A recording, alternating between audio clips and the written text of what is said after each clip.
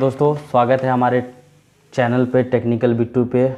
आज के टॉपिक में मैं बात करने जा रहा हूँ स्पेशल जो लैपटॉप चार्जर होता है, एडेप्टर होता है, उसके बारे में। दोस्तों, मेरे पास एक लैपटॉप का एडेप्टर आया हुआ है, चार्जर आया हुआ है। उसका फॉल्ट ये है कि लैपटॉप चार्ज नहीं ले रहा।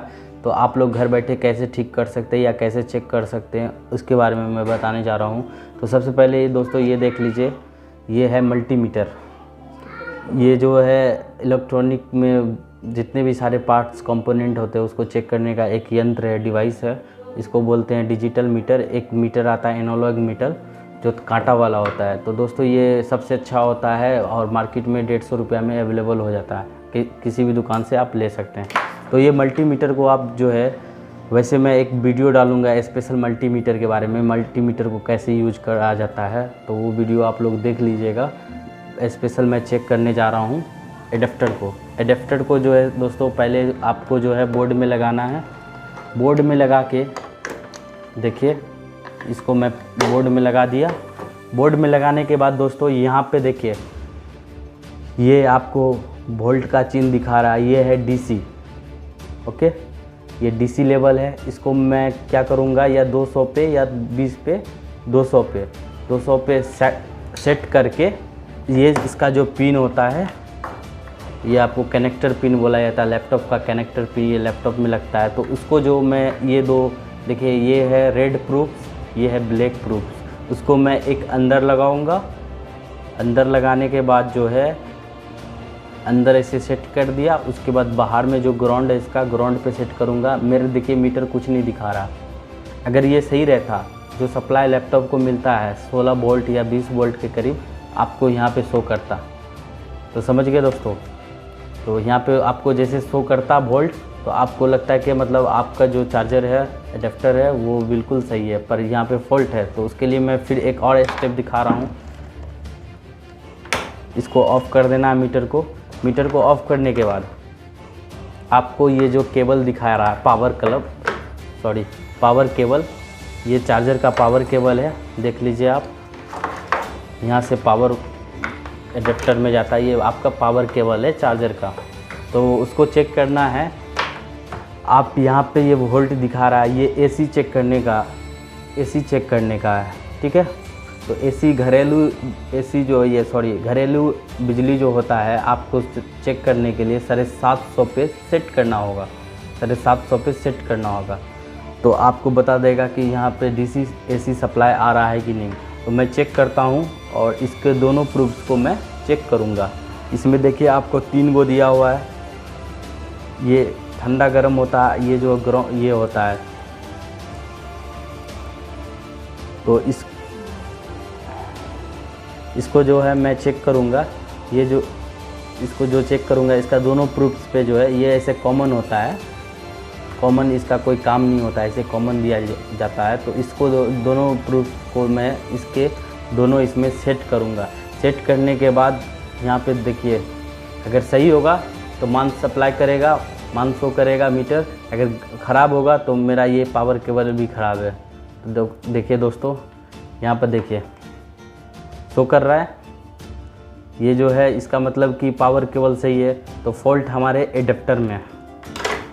क्लियर, फॉल्ट हमारे ये एडेप्टर में है। अब मैं इसको जो बारी बारी से कंपोनेंट चेक करूँगा। इसको आपको खोल लेना बहुत सावधानी पूर्वक, क्योंकि ये जो कंपनी का लगा हुआ था, काफ़ी फिक्स करके भेजता है।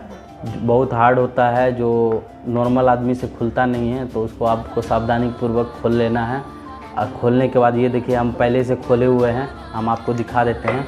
अब मैं बारी बारी आपको बताऊँगा क्या चेक करना, नहीं चेक करना। ओके, तो ये आप जैसा कि देख रहे हैं, ये एडेप्टर है। एडेप्टर में सारा कुछ ट्रांसफार्मर कंपोनेंट, जितना भी इलेक्ट्रॉनिक कंपोनेंट लगा हुआ है, इसको मैं स्टेप बाय स्टेप चेक करके बताऊंगा कि ये इसमें फॉल्ट क्या है। तो सबसे पहले आपको जो है मीटर में 750 रेंज पे सेट कर देना है। तो सबसे पहले मैं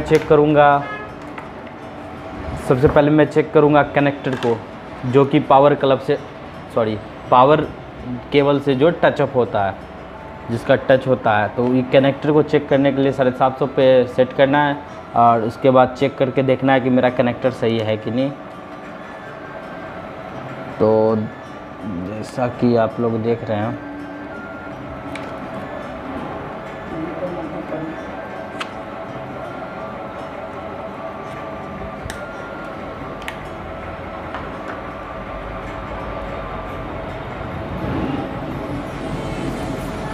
यहाँ पे आपको जैसे दिखा रहा है, ये मेरा कनेक्टर बिल्कुल सही है, ठीक है। तो अब मैं चेक करूँगा पीछे के पोर्शन को, पीसीबी को चेक करूँगा कि कौन सा कंपोनेंट मेरा डैमेज है। यहाँ तक देखिए, यहाँ तक सप्लाई आ रहा है, यहाँ तक सप्लाई आ रहा है, बिल्कुल सप्लाई आ रहा है। यहाँ पर जो फिर मैं चेक कर रहा हूँ, स्टेप बाय स्टेप चेक कर रहा हूँ, जितने भी कंपोनेंट है वहाँ तक सप्लाई आ रहा है। यहाँ पे देख लिए, ये जो है आपको ट्रांसफार्मर का एसी वाला पोल है। यहाँ चेक कर रहा हूँ, यहाँ भी आ रहा है, सब कुछ आ रहा है। ये डायोड चेक कर रहा हूँ, तो यहाँ चेक कर रहे हैं।